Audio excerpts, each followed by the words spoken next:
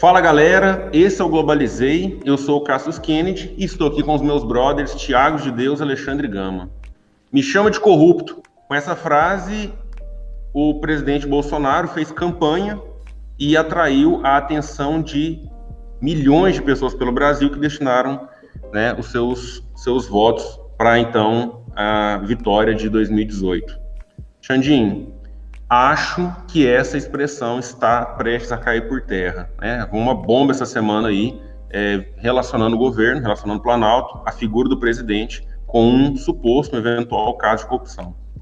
Olá, pessoal. Pois é, então, a situação do presidente, desde o início da semana, já não começou muito boa, né? Eu acho que ele está assim, olha, a demonstração dele é de quem está na borda da terra plana, doidinho para pular dela. Essa é a sensação que eu tive do presidente essa semana. E a gente, né, tem uma acusação caindo no colo dele, e isso vai acontecer de modo mais claro neste dia, neste momento que nós estamos gravando o nosso vídeo aqui, que é na sexta-feira, né, pela manhã. Então a gente vai ter a ida do Luiz Miranda, que é deputado pelo DEM, bolsonarista, né, do Distrito Federal, e também do seu irmão, o Ricardo Miranda, que é servidor do Ministério da Saúde. Eles, na quarta-feira, no dia 23, agora do mês de junho, eles revelaram ter levado ao presidente Jair Bolsonaro a suspeita de corrupção na compra da Covaxin. Né, acho que todo mundo deve estar acompanhando aí com bastante apreensão. E em que sentido foi isso? Qual o peso dessas acusações? Bom, o Ricardo Miranda, ele chegou a mencionar uma pressão anormal dentro do Ministério da Saúde para que ele agilizasse o envio da documentação da Covaxin para a Anvisa, e uma documentação que não estava totalmente dentro dos parâmetros lá, completa.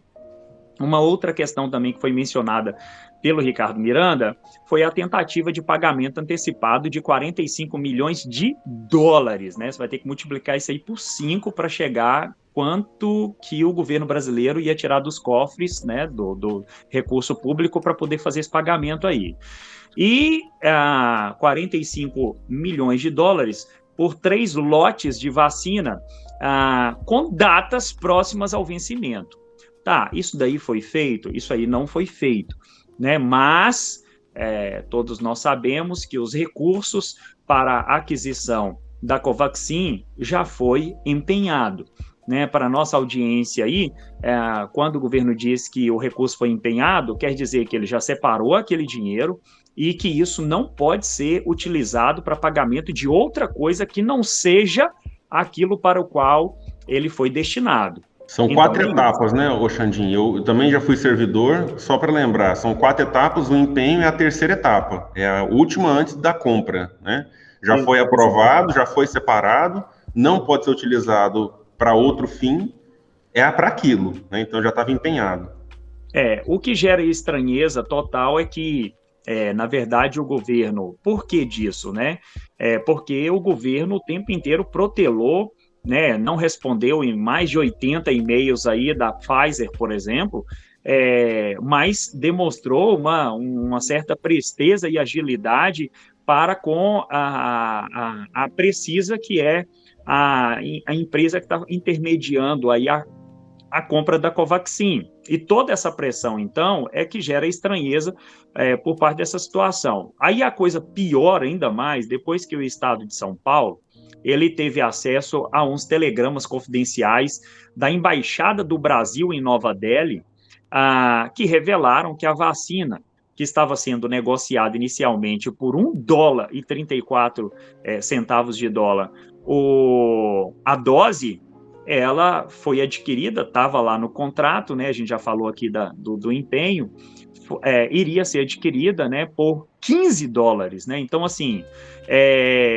isso olha, levando em consideração o modo como o governo estava protelando a questão da vacina, isso que gera estranheza. Então, a claque bolsonarista foi colocada em campo, já começaram a fritar o deputado Luiz Miranda, né, com toda, enfim, ele é um cidadão de bem bolsonarista, então você leva em consideração isso, né, o nível, tipo, do nível do cidadão de bem Daniel Silveira, que foi preso novamente por desobedecer as decisões lá do Supremo Tribunal Federal, né? Acho que você deve saber quem eu estou falando. Aí a claque bolsonarista entrou em ação para fritar ainda mais o Luiz Miranda e também os agentes governamentais, tipo o Onyx Lorenzoni, que é o ministro, né, da Secretaria-Geral lá do presidente, e também o Elcio Franco, que é o assessor da Casa Civil. E eles disseram que o presidente Jair Bolsonaro decidiu, então, colocar a Polícia Federal e a Controladoria Geral da União para investigar todas essas acusações de pressão, de possível superfaturamento de aquisição de vacina. Não. A Polícia Federal e a Controladoria Geral da União foram acionadas pelo presidente Jair Bolsonaro contra o servidor, né, do Ministério da Saúde, que fez a denúncia, o Ricardo Miranda, e o seu irmão, deputado, eu acredito, né, que ex-bolsonarista, cidadão de bem, Luiz Miranda. Galera, é isso, tá no colo do presidente, e hoje o Luiz Miranda disse que os documentos que ele vai entregar para a CPI agora, daqui a pouco, falam por si só, que ele não vai precisar falar nada. Kennedy. O Miranda, ele foi sacrificado, mais um sacrificado para manter o Bolsonaro, como aconteceu com diversas pessoas nesses pouco mais de 2 anos, né? Outro sacrificado, aos olhos, né, de muitos jornalistas e analistas políticos, foi o ex-ministro do Meio Ambiente, Ricardo Salles. O Salles, que até então estava totalmente protegido, apesar de todos os ataques, apesar de tudo que ele fez, né, apesar da boiada, apesar daquela vergonhosa fala na reunião de abril do ano passado, ele caiu essa semana para surpresa de muitos. A surpresa não porque ele não deveria cair, mas porque, aparentemente, foi um gesto de desvio de atenção, porque esse lance da Covaxin é mais forte. Então a gente viu aí que o Ricardo Salles caiu, virou manchete, deu plantão na Globo, né, a queda do Ricardo Salles, e isso vai ser melhor comentado pelo nosso amigo brother de Deus. Velho, o seguinte, cara, primeiro o cara pede demissão, né, exatamente numa condição aí de desvio de atenção. Apesar dele estar sendo investigado por contrabando ilegal de madeira, e isso traga um peso aí, a gente percebe que tanto o governo brasileiro quanto, de uma maneira geral, né, os empresários ligados ao setor do agronegócio não estão nem aí com isso. E isso realmente vem já sendo demonstrado desde a fala da boiada lá, que não nos assusta devido à postura do Ricardo Salles diante da questão do meio ambiente.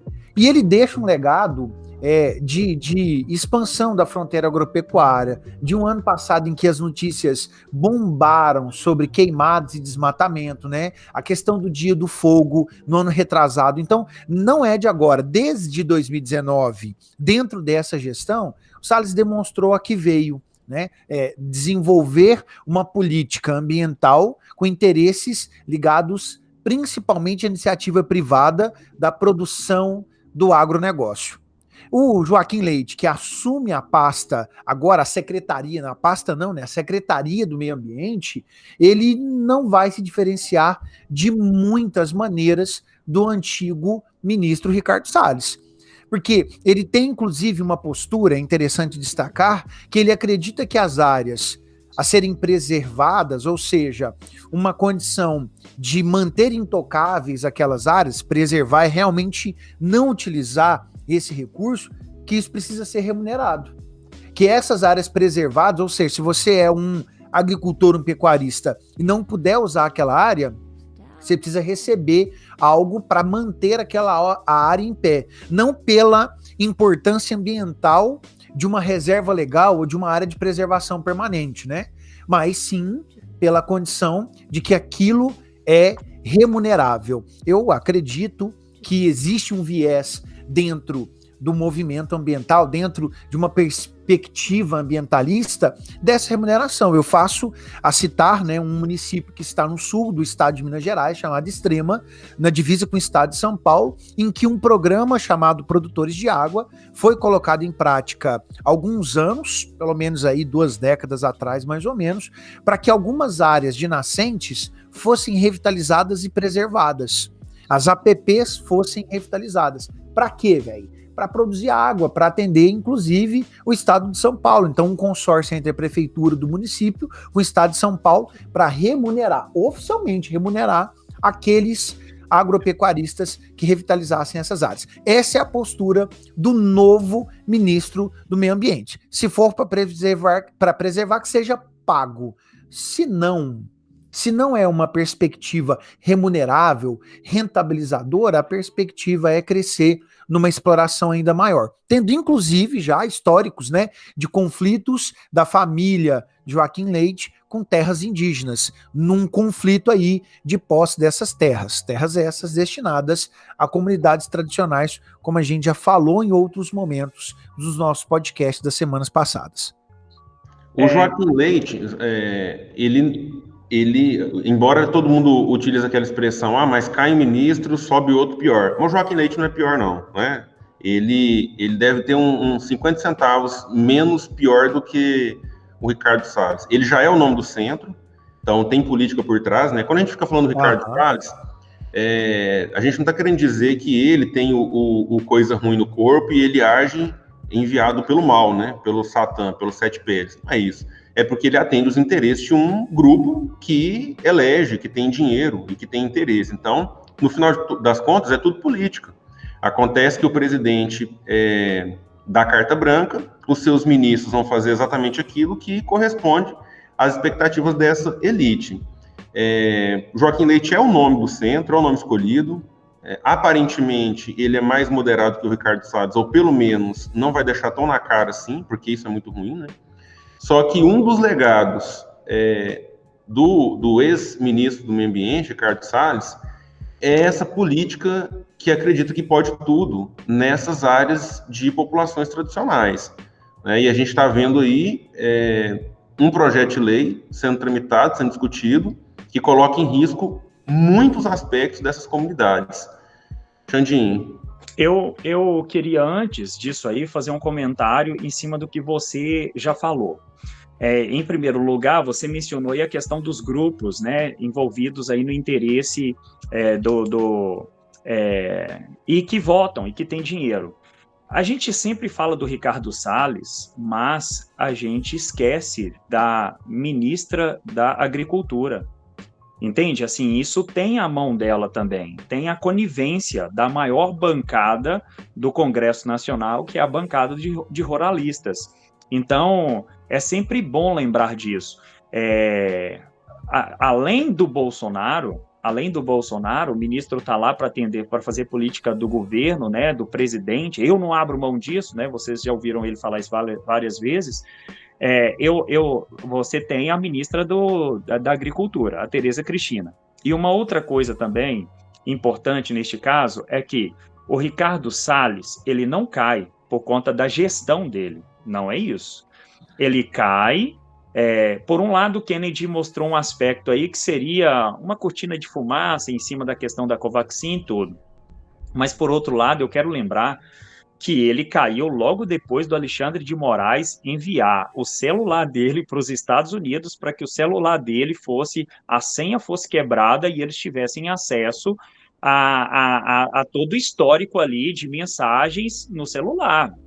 Foi isso, né? Assim que saiu a notícia do Alexandre de Moraes enviando o celular dele para os Estados Unidos para que a quebra acontecesse, imediatamente, logo depois, claro, isso acontece junto com a questão da Covaxin, mas imediatamente cai. Então, eu vislumbro para frente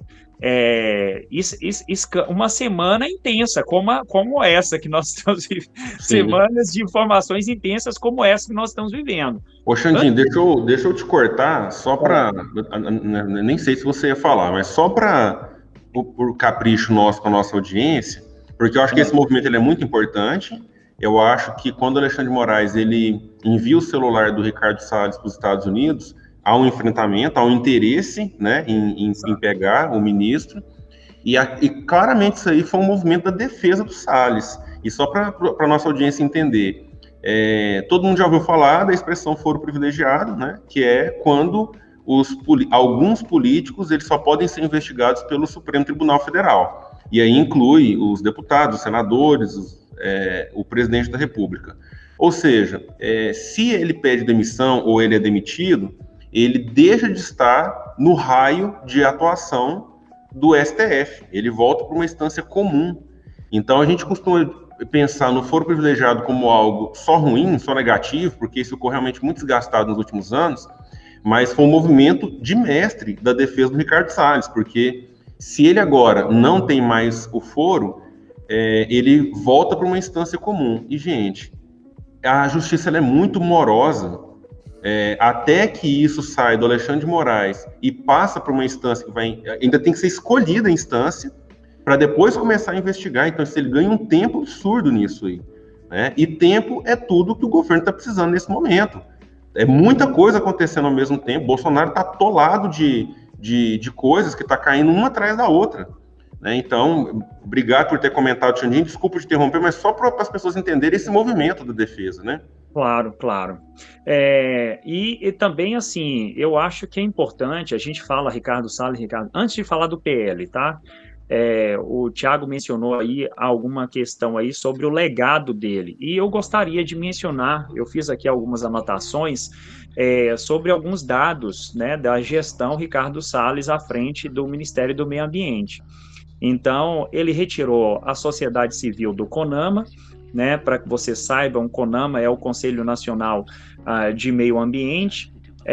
Olha, o CONAMA estabelece normas, controles, critérios de licenciamento ambiental, enfim, é o principal órgão que nós temos aí do meio ambiente brasileiro.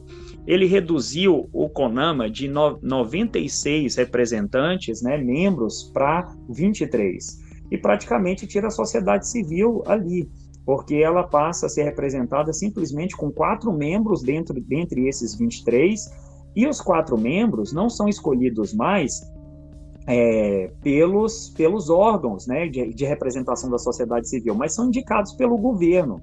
É, de fato, um desmonte, né, como a gente tem falado. Ele desmonta o INPE, né, e faz com que a direção do INPE caia, porque ela começa a denunciar as queimadas e a revelar o aumento das queimadas na Amazônia. Inicialmente isso aí foi colocado no colo das ONGs, depois isso foi colocado no colo dos indígenas, enfim. Revogou as resoluções que protegiam a restinga e o mangue, né, aquela faixa de 300 metros aí, a partir da praia-mar, né, que havia sido, de fato, uma decisão do CONAMA, e aí ele revoga isso, mas o Supremo Tribunal Federal anula a decisão dele, libera a queima de lixo tóxico em fornos para cimento. A Organização Mundial da Saúde já mencionou, né, o tanto que isso é prejudicial para a saúde, e essa queima desses lixos tóxicos, né, diz a OMS, precisam ser feitos em ambientes muito controlados, quer dizer, né, fornos de cimento, ambiente controlado, nada a ver. Paralisação do fundo da Amazônia. Hoje a gente tem quase 3 bilhões parados no fundo da Amazônia durante a gestão Salles. São recursos de países europeus, Estados Unidos, vão enviando para projetos, né, doações estrangeiras para financiar projetos de preservação, fiscalização do bioma, enfim. Durante a gestão Salles, eles não concordaram com a atitude dele, com o modo dele, e esse fundo aí está parado. Imagina. Avanço dos garimpos em áreas protegidas, isso também acontece. Ele chega a defender extração ilegal em terras indígenas em agosto de 2019. Desmonte do órgão de proteção ambiental, tanto as equipes de fiscalização do IBAMA e do ICMBio, que é o Instituto Chico Mendes de Conservação e Biodiversidade, né? Não sei se vocês lembram, cerca de 400 servidores em abril de 2020 assinaram um documento aí dizendo que as autuações estavam paralisadas na gestão dele, recordes históricos de desmatamento na Amazônia, conforme mencionado até pelo Tiago aí, e suspensão de brigadistas durante o recorde da queimada do Pantanal. Gente, ele acusou falta de recursos para isso. Realmente, assim, é o antiministério, né, o antiministro do meio ambiente. Se você pegar a gestão, ainda dá para colocar mais coisas aqui, mas enfim, foi o que eu separei aqui, Tiago, de todas essas questões aí, mais ou menos um balanço. E eu ainda queria comentar, né, dentro dessa questão do novo ministro, né, do Joaquim Leite, que ele vem com uma proposta muito diferente, né? Ele já vem com uma perspectiva de uma experiência dentro da gestão da floresta amazônica.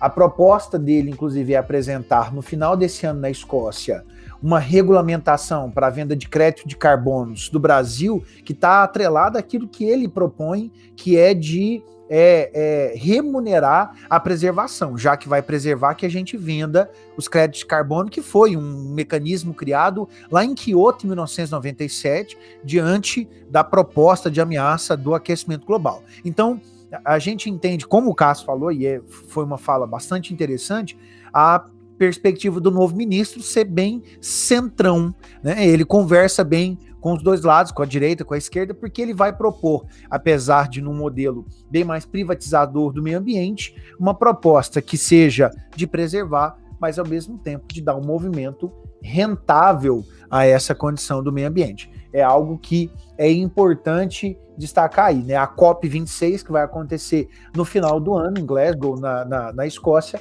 é obviamente um palco que até lá terá provavelmente uma política ambiental para apresentar para o mundo diferente do anterior, até mesmo porque importantes acordos estão travados, porque o Salles não fez questão, obviamente, de dar uma atenção a isso, né? A própria relação econômica entre Mercosul e União Europeia está, né, nesse momento travada diante de um conflito que foi construído, né, entre aí os chefes de governo dos dois países, né, o Emmanuel Macron e o Bolsonaro, diante da questão do meio ambiente, que como ator central nós temos o Salles. Olha, eu vejo assim, é um típico governo de... as características são de uma gestão, de fato, de ditadura militar. Não estou dizendo que o governo, que a gente esteja vivendo uma ditadura militar, mas algumas características não tem como a gente negar esse fato, né? Porque é o que eles fazem. Tudo aquilo que venha a arranhar, a macular a imagem do governo, seja internamente ou fora, é negado. Então, eu vou dar alguns exemplos, né? Neste caso aí, não sei se vocês viram essa semana, o Pedro Alau, epidemiologista da Universidade Federal de Pelotas, que teve na CPI. O que ele disse? Ele falou lá que a pesquisa que ele tem, né, EpiCovid, uma pesquisa que também é bancado, né, com recursos, né, do Estado, a pesquisa dele foi censurada minutos antes de ela ser apresentada no Palácio do Planalto. Então, os dados, né, dos slides dele que mostravam que os indígenas tinham 5 vezes mais chances de se contaminar do que as pessoas brancas e que os negros tinham 2 vezes mais chances de se contaminar da Covid, não foi permitido que ele falasse sobre isso quando ele foi apresentar os dados da sua pesquisa no Palácio do Planalto. Ora, entende? Assim, se tem algo que vai manchar a nossa imagem, então a gente cala, então a gente nega. Não sei se vocês lembram, na esteira do Black Lives Matter e toda aquela situação do movimento negro no Brasil, quando perguntaram sobre a questão do racismo para o vice-presidente da República, um militar, que ele disse? No Brasil não existe racismo, essas questões estão sendo importadas dos Estados Unidos. Então é isso, a maneira do governo lidar com essas questões é sempre pela negação, entende? Você nega aquilo que vai prejudicar.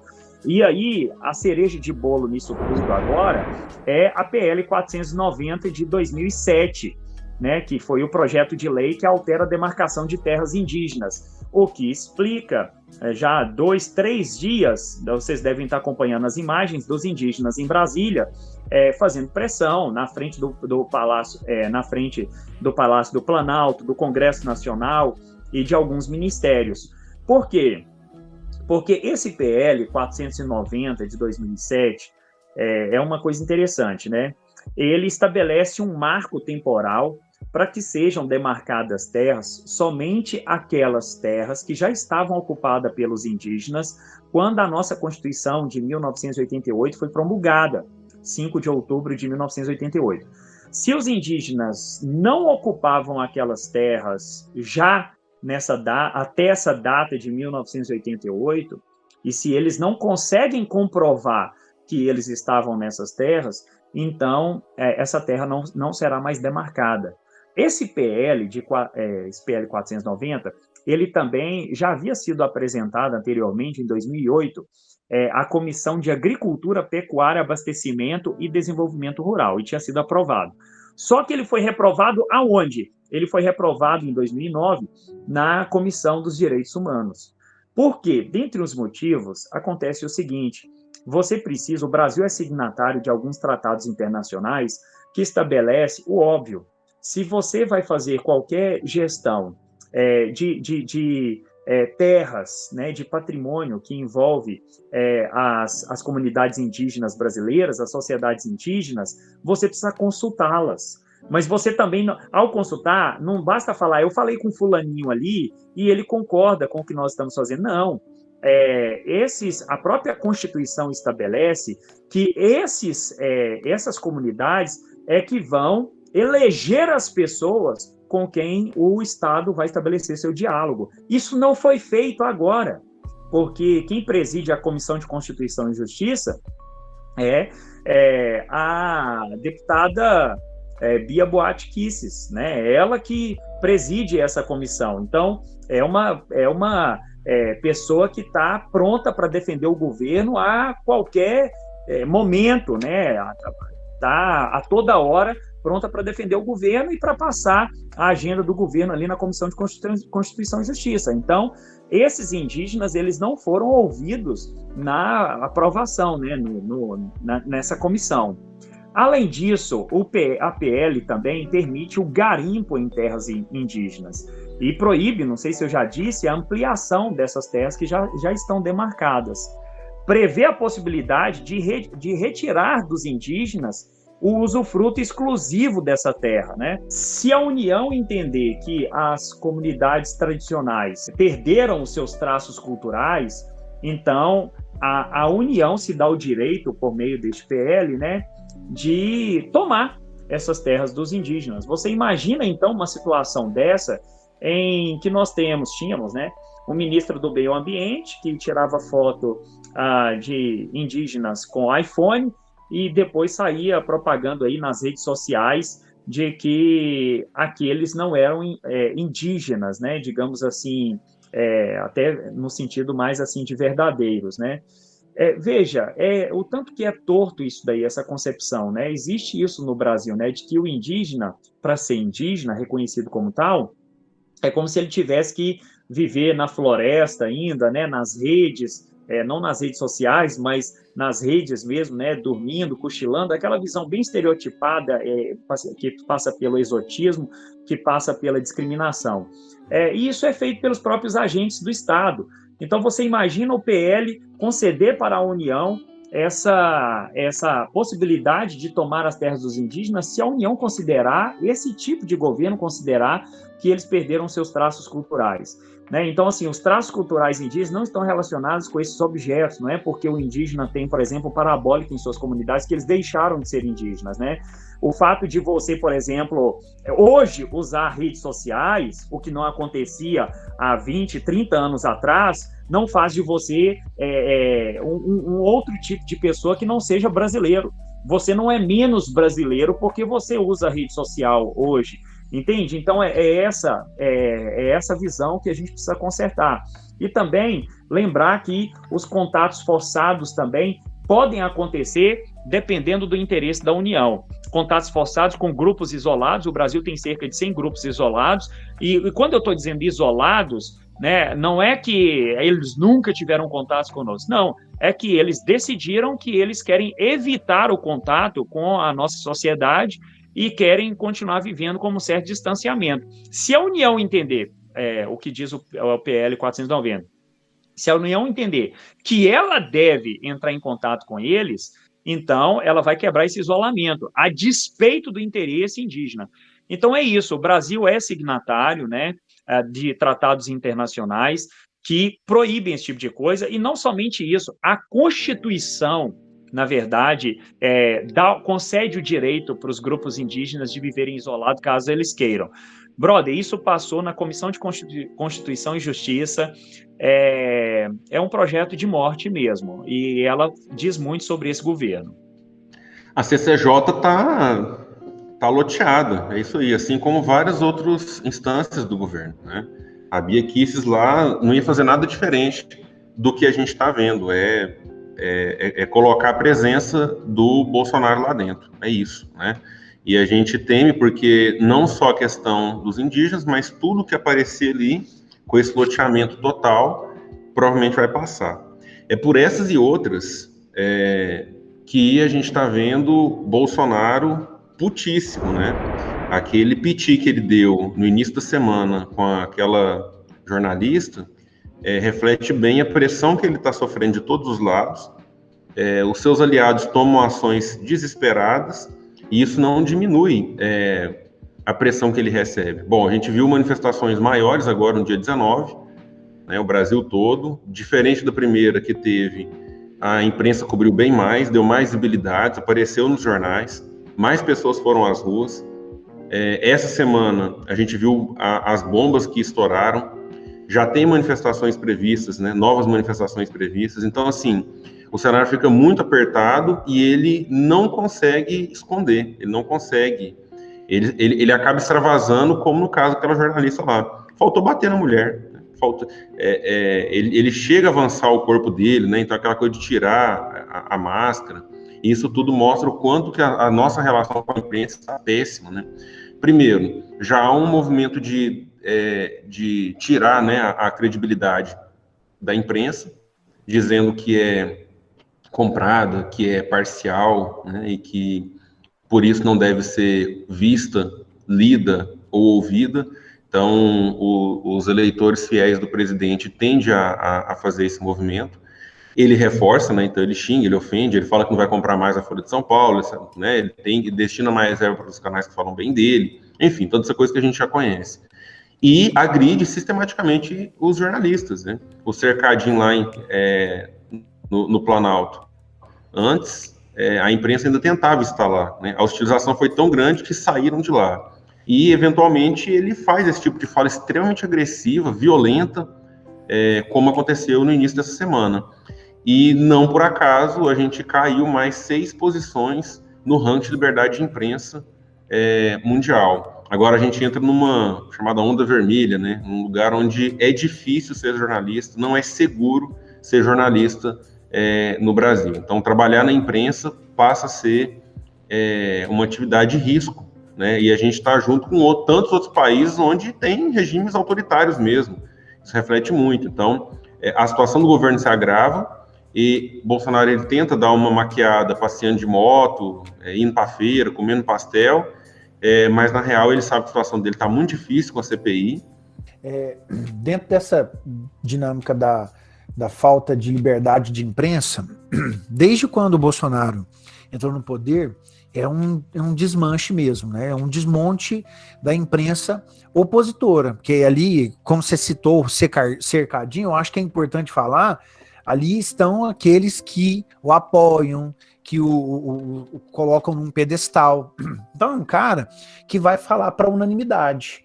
E eu já ouvi essa frase algumas vezes, né? Até uma frase que vem dentro da minha própria família: a unanimidade é burra, né?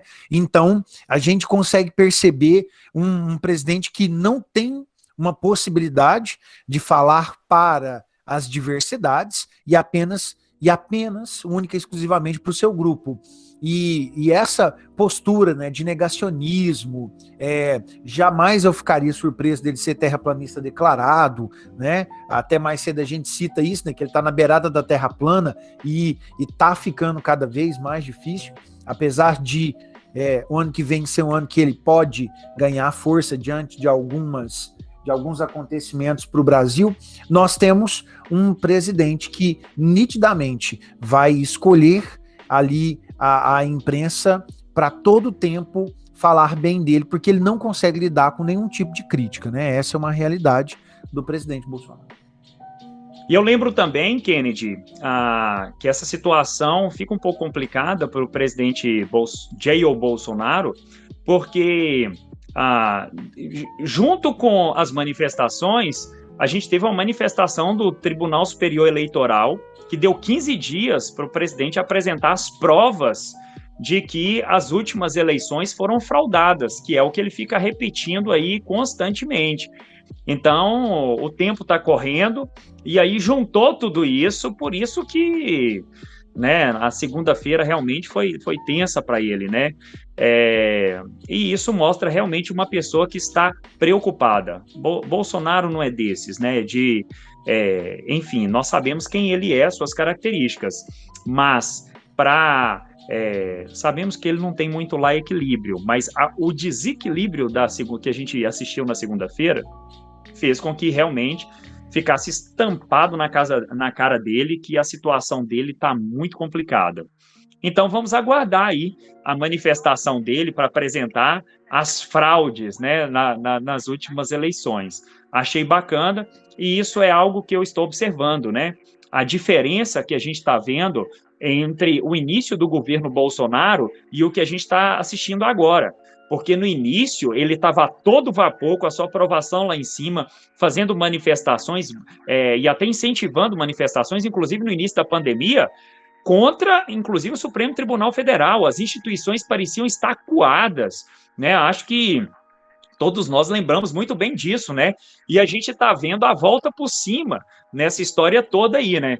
E assim, em algum momento eu estou achando cômico as ações do Supremo Tribunal Federal em relação ao governo Bolsonaro, e aí eu lembro sempre da minha mãe dizendo assim: Alexandre, toma cuidado, o mundo dá volta. Né? E também lembro daquele meme que eles colocavam a Dilma com o caderninho dela de diário. Querido diário, o mundo não dá volta, o mundo capota, né? Aquele meme da Dilma é ótimo, cara. Tipo quando eles colocam o William Bonner também, quando saem esses escândalos, né? Estou aqui preparando a pauta do jornal de hoje, né? Tipo isso mesmo. Esses memes refletem muito a situação emocional do Bolsonaro. Ele está muito desequilibrado. É claro que ele cresce em cima de mulheres, né? Ele gosta de crescer para cima de mulheres mesmo.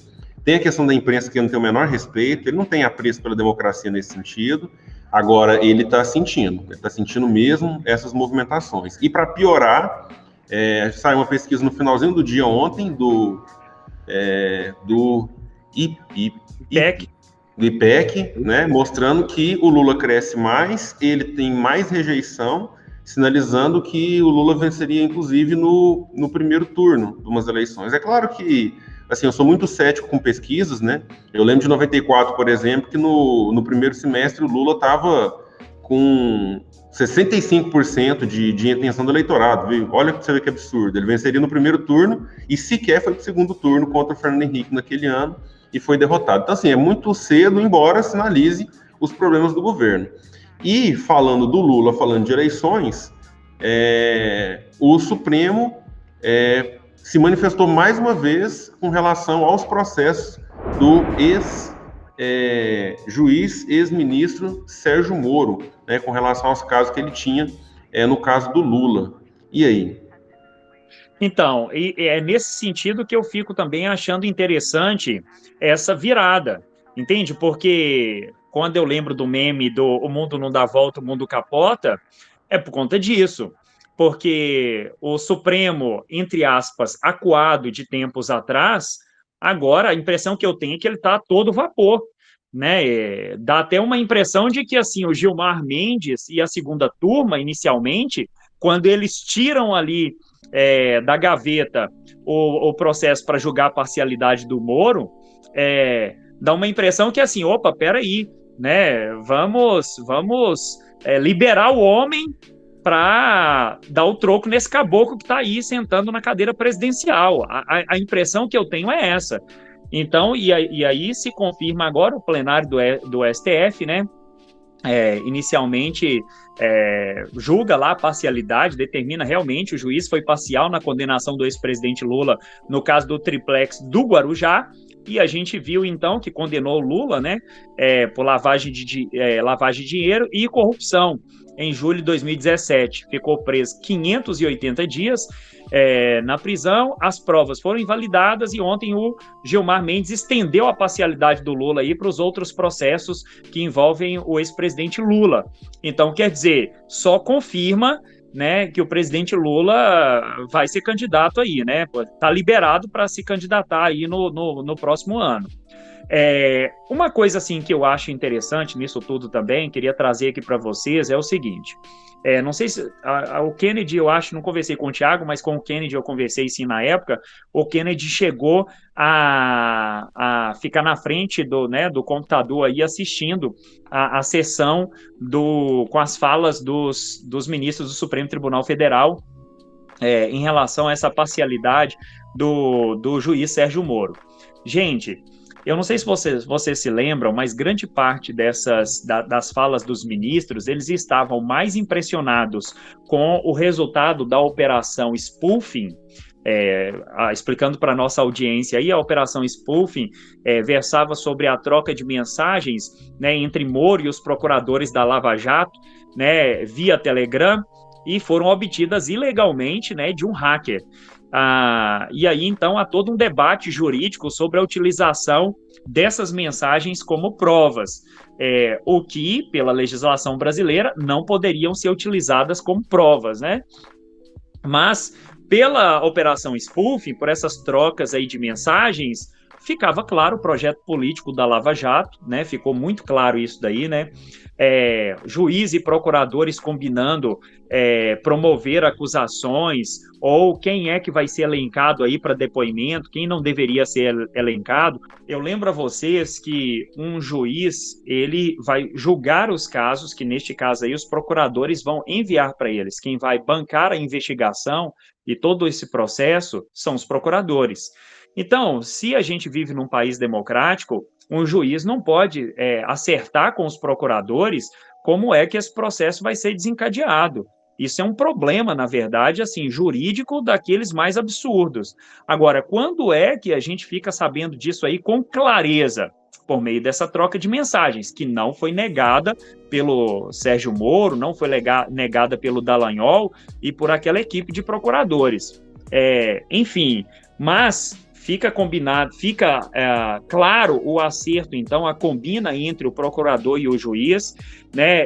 Fica também claro aí que eles promoveram ataques contra os advogados, né? Ações para que eles não tivessem tempo de se defender, no caso dos advogados do Lula. Então, isso aí foi acertado, gente. Imagina, entre o juiz e os procuradores, planejamento de vazamento de informações que ainda não haviam sido confirmadas para desgastar a imagem do ex-presidente Lula, e também a expectativa dos procuradores em eleger candidatos políticos que eram favoráveis à causa. Enfim, tudo bem, beleza, né? A operação spoofing simplesmente revela aquilo que as pessoas, né, as pessoas que não eram as pessoas de bem já desconfiavam acontecer. Agora, que é uma questão assim emblemática, viu? Ver, por exemplo, o ministro Lewandowski mencionar a operação spoofing no seu parecer que decretava lá, que estabelecia a parcialidade do juiz Sérgio Moro. Brother, eu vejo isso muito temerário, eu vejo isso assim como um momento muito delicado, sabe, assim, da justiça brasileira nessas ações, sabe? Parece que a regra jurídica, ela não vale umas horas, ela vale em outras. Então, enfim, por mais que eu entenda que a Lava Jato, de fato, foi uma operação política, realmente não tá tudo ali errado, não estou dizendo que ela está totalmente errada, mas a utilização da operação spoofing para determinar que o juiz Sérgio Moro foi parcial, eu acho que se é para atender à regra jurídica, isso não deveria ser levado em consideração.